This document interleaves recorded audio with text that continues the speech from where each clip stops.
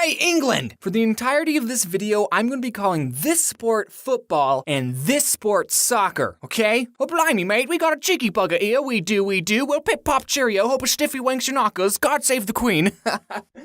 What did I just say? So, the theme of this video, sports. Either you love them or you hate them. Or you have some other third opinion. Growing up, my family was never big on sports. We never watched any games on the telly. I'm sorry, I still got some British in me. And me and my dad never went out and played catch. He also never taught me how to shave. He was gone a lot. He always talked about Heather. Okay, but I did play soccer for a couple years when I was like 7. I was on the green team. Sports at that age aren't even like sports. It's just parents wanting you to go outside more. Being a goalie on a soccer team when you're that age is super stressful. The whole team is counting on you. Even stopping a ball that's gently rolled towards you is difficult. One time, the other team we were playing was so sucky that all the players spent the whole game on their half of the field. And I was the goalie for my team, and I remember just sitting down and picking at the grass. Soccer was the only sport that I've been on a team for. Well, I mean, I'm not counting the track team that I was on for only 2 days. There was this kid I mentioned a long time ago in my Boy Scout video named Micah. Now, he was a soccer fanatic. I wonder what he's doing. Okay, England, we have this holiday called Thanksgiving. We celebrate it because it's when we left your lame country. Don't ask what we did next. So on Thanksgiving, for some reason, it's a tradition to play football before you go and eat food. So while the ladies stay inside and cook the meal, the men go outside and throw the pigskin around. I'm just kidding, you guys. I'm not a sexist. But I mean, that is what happens. So one time during Thanksgiving, I was a little kid, like 11 or 12, and I was playing football with my dad and his other 40-year-old friends. So me being the littlest, I wasn't particularly the best player, but while we were playing, I freaking caught the ball. I caught it! And then I just started booking it across the field. I've probably never ran so quickly in my entire life. And I actually made it. I scored a home run. Woo! And that, to me, was such a pivotal point in my life. I felt so accomplished. Me, a little kid, scored a goal against a bunch of adults. I would think back to it if I was ever feeling sad. Like, oh, I failed this math test, but one time I scored a basket against a bunch of adults when I was 12. But I remember I was a senior in high school, and I was just driving, and then the thought came to me, they probably let me score that touchdown. They were going easy on me. Man, growing up sucks. I was never all that competitive as a child. Well, okay, I was never competitive when it came to sports. It's just a game, guys. We're supposed to have fun. Winning's not that important. Sports are good at that age, though. They promote physical activity, you can make friends, you might like the sport and want to pursue it more, and it's not a big deal if you suck. I'm totally making my future kid play a sport. That is, if I have kids. What if I die alone? People make the comparison that some people watch gaming channels for the same reason that others watch sports. You're watching someone play a video game? Why do you watch someone play when you can just go to the computer and play it yourself? Now replace the word video game with sport and outside with computer, and it's the same thing. Loading Artist made a very good comic about the point I'm trying to make. I'll just read it. What are you doing? Watching this guy play a game. It's pretty funny. Wait, so you aren't even playing? Yeesh, what a waste of time. And then he goes and watches a sports game. Man, Loading Artist is so much cooler than me. I've said this before, but he was such a big inspiration to me when I was first starting out. I just wanted to say that again. Go read all of his comics right now. I just want to say it's fine if you watch sports. Granted, I won't watch them with you because they're incredibly boring. You want to know why gaming channels work? It's because they play different games. Even Captain Sparkles, who mostly plays Minecraft and also who I love, by the way. And I did buy a t-shirt to prove my point, but it's still in the mail. See, look, I bought a t-shirt and I bought sunglasses right here.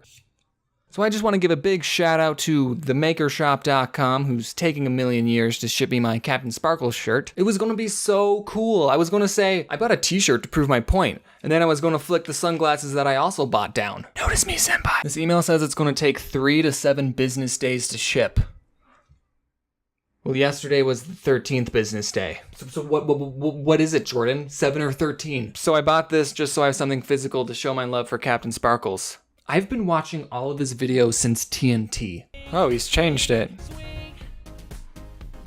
But the point is, he changes around the format and the rules of his Let's Plays with all the different maps he plays. It's different for every video, even his role-playing ones, which I'm still waiting for part 5 to come out. Like, imagine if there was a gaming channel that only played the first Super Mario game. It might be fun to watch at first, especially if they're good at playing the game, and it might be fun to watch how other people play it and see what they do. But for 50 years? Don't you think that would get a little boring after a while? I mean, only so much can happen, and that's what I think sports is like sometimes. It's the the same game, same rules, over and over and over. Like, spice some things up once in a while. What if for basketball there were like mystery boxes like in Mario Kart and you could grab them and that would give you an advantage? How about if a team is losing, they get some wacky, hilarious handicap depending on how far behind they are so it's not hopeless for them? But James, sports is supposed to measure your talent. Whatever. It gets boring to watch. I can understand if the teams are neck and neck and it comes down to one final play like what it does in every sports movie. That's why they have to use that plot device in all the sports movies to make it interesting. But a lot of times, sports aren't like that. Like if one team is leading by 50 points, why even bother watching the last 5 minutes of the game? I would rather watch any Air Bud movie than a sports game because stuff actually happens in those movies. And they're different each time. And there's a dog wearing shoes in it. I just want to say for the record, if my kid grew up to be a professional athlete, then I'll watch sports. But only the games that they play in, and only the games that are interesting. Ugh, why is it socially acceptable to know everything about sports and dress up, but it isn't acceptable to dress up in fursuits and go to cons? You see, I don't think it's acceptable to do either of those things. You're both weird. But don't let me stop you. You do you. Follow your dreams. Okay, let's talk about some stories. In grade school, I was put in the honor classes for my academic achievement, which did not help me whatsoever. It probably hurt me when I went to college. But that's not what we're talking about. Anyway, so during recess, the whole class would play kickball. Kickball is a fun sport. Anyone can play it, but it takes a pro to be good at it. What? There was this girl in my class who was the best kickball player, and then later when she grew up, she became the valedictorian of my high school and went to Harvard.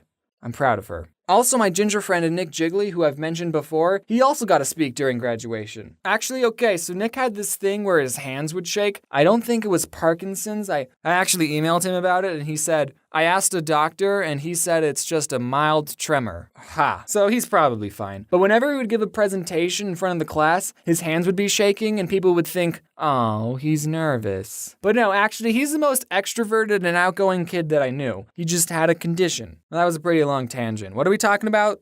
Sports? Oh yeah, kickball. Since everyone in the class was kind of already a nerd, I wasn't usually the last one to be picked on a team. I was usually the fourth or third to last. It's so nerve-wracking when the last 5 are still standing and you think, don't let me be last, don't let me be last. And then you get picked and it's like, ha! They think I'm better than you. Which I'm not actually. One time I think I was like 15 or something and me and this big group of people went to a sports complex. And we were having fun, playing games and running around. And then boom! A soccer ball just whacked me in the face.